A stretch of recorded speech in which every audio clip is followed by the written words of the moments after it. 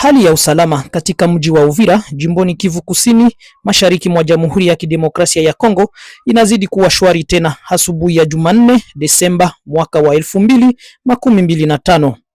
Hii ni baada ya siku nzima ya mabadilishano ya silaha nzito na nyepesi kusikika katika mji wa Uvira na kwenye vilima vinavyoelekea eneo hili.